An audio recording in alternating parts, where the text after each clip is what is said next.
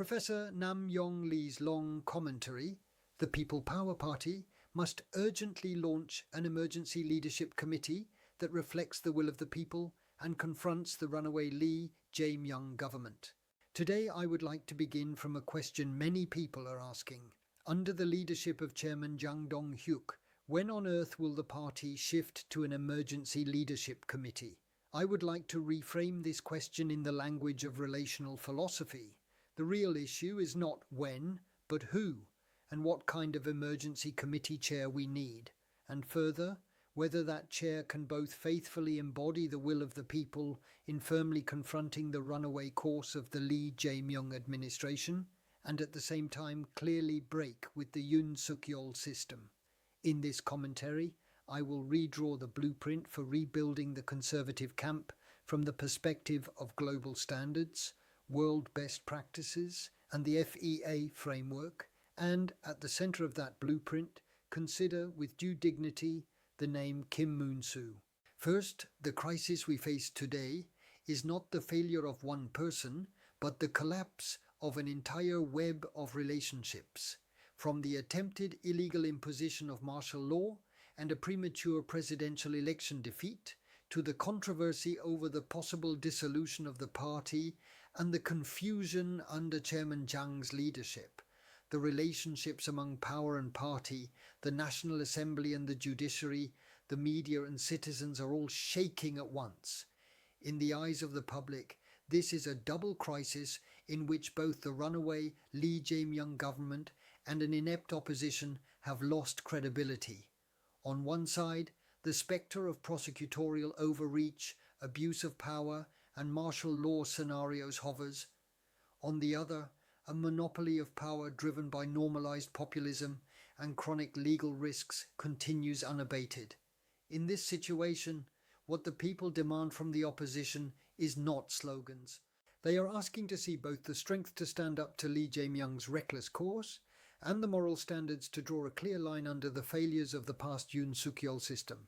Second, from the standpoint of relational philosophy, the core mission of an emergency leadership committee can be summarized along two axes. The first is to restore the relationship with the people. For a party that has brought the country to the brink of illegal martial law and even the threat of dissolution to regain the trust of the public, it must prove that it is no longer a private guard of power, but a guardian of the Constitution and democracy. The second is to renegotiate its relationship with power itself. To stand as a strong opposition capable of checking the runaway Lee Jae-myung administration, the party must also apply the same standards of accountability to the wrongdoings of the Yoon Suk-yeol government and draw a firm line. The people do not merely ask, "Whose side are you on?" They coolly observe whether the same wrongdoing is judged leniently for some and harshly for others. Therefore, the emergency committee chair must be someone who can speak to both Lee Jae-myung and Yoon Suk-yeol, to both camps of power, based on the constitution and common sense. Third, let us look at global standards. The British Conservative Party lost both market confidence and public trust as it staggered through the turmoil of Brexit and the Liz Truss debacle. To save themselves, they chose two things. They decisively replaced the leader who had become a symbol of scandal, and they openly revised the policy line that had triggered the crisis. Germany's Christian Democratic Union, under pressure from the far right and populism after the Merkel era, went through internal debates that included re-examining and correcting its own past policy failures. The world's conservative parties have shown us a clear set of world best practices for overcoming crises. First, they draw a moral line, separating themselves from the power that created the crisis. Second, they make a fresh start with new faces and a new language that the public can feel in their daily lives. Third, they rearrange the party's organization and policies on a single integrated blueprint. This is not a one-off image makeover, it is a redesign of the system itself. Fourth, from an FEA perspective, today's People Power Party is in a state where 5 layers have broken down simultaneously. At the business layer, the goals of elections and policy have become blurred. At the service layer, the party has lost a clear definition of what value it provides to the public. At the data layer, opinion polls and election results are sending distress signals, but the mechanisms to analyze and reflect these signals are weak. At the technology layer, its digital politics and media strategy are outdated. At the human resources layer, factional infighting and nomination interests are blocking the emergence of future talent. A genuine emergency committee chair must be able to view and redesign all 5 layers at once. A caretaker committee that simply changes the face at the top and rolls out a new slogan cannot break through a structural crisis of this magnitude. Fifth, if we define the qualifications for the emergency committee chair using these criteria, 3 elements are crucial. First is moral leadership that can openly acknowledge before the people the past that led to the brink of illegal martial law, abuse of power, and even the threat of party dissolution, and draw lines that must never again be crossed. Second is fighting power, the capacity to confront head-on the runaway course of the Lee Jae-myung administration, to defend the rule of law, the market economy, national security, and liberal democracy. We need political courage that will not retreat in the face of any attack when a fight is necessary. Third is independence, the ability to declare a clear break with the Yoon Suk-yeol system. The chair must not be a politician indebted to prosecutorial power or any particular investigative clique, but someone indebted only to the people and bound only to the Constitution. There are not many who can meet all 3 of these conditions at once. Sixth, Kim Moon-soo is one of the figures who comes closest to satisfying these 3 conditions. He began in the trenches of the labour movement and went on to serve 3 terms in the National Assembly, 2 terms as governor of Gyeonggi Province and as Minister of Employment and Labour, a rare career path for a conservative politician. He knows the sweat and tears of the labour field and has experience in both metropolitan administration and the central government.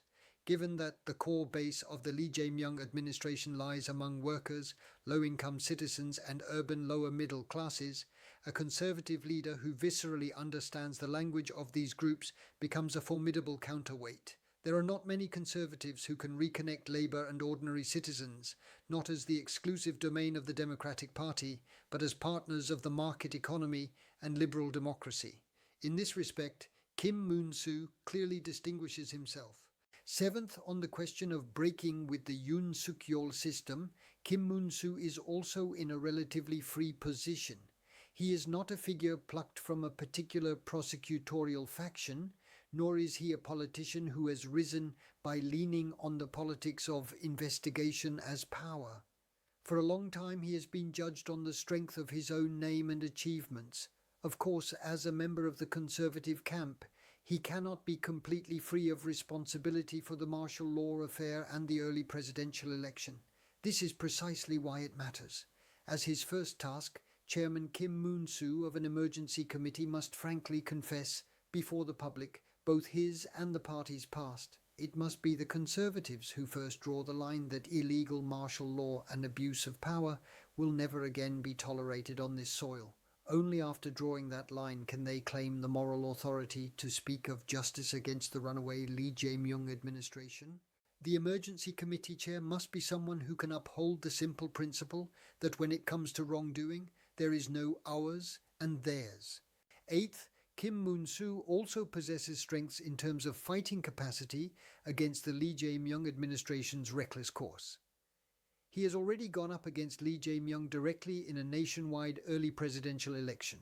In the process of once again rallying conservative support across the Seoul metropolitan area, Yeongnam and Chungcheong, he experienced firsthand the complex web of relations among class, region and generation. To combat the populist politics of the Lee Jae-myung government, it is not enough to attack its lack of morality.